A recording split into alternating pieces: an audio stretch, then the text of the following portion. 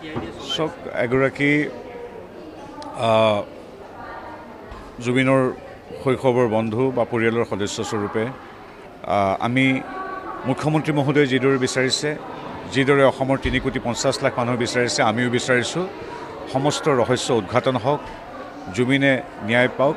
জুবিনে গোটেই জীৱনটো অসমবাসীক বহুত কিবা কিবি দিলে, এতিয়া আমি জুবিন গাৰ্গক ন্যায় দিয়াটোৰ সময়।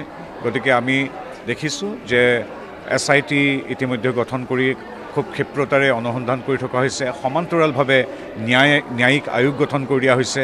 প্ৰয়োজন সাপেক্ষে মুখ্যমন্ত্ৰীয়ে প্ৰথম দিনাই কৈছে যে প্ৰয়োজন সাপেক্ষে যদিহে তাৰ ফলাফলত আমি সন্তুষ্ট নহওঁ SITৰ, তেতিয়া CBI পৰ্যন্ত দিয়া হ'ব। গতিকে আমি খুব ধৈৰ্য সহকাৰে আমি শেষৰ ফলাফল কি হয় তাৰ বাবে অপেক্ষাৰত। আমাৰ অসম পুলিচ তথা ন্যায় ব্যৱস্থাৰ ওপৰত গভীৰ আস্থা আছে, মুখ্যমন্ত্ৰী মহোদয়ৰ ওপৰত আস্থা আছে। আমি এগৰাকী সাধাৰণ নাগৰিক হিচাপে, জুবিনৰ বন্ধু হিচাপে বিচাৰোঁ যে ৰহস্য উদ্ঘাটন হ'বই লাগিব।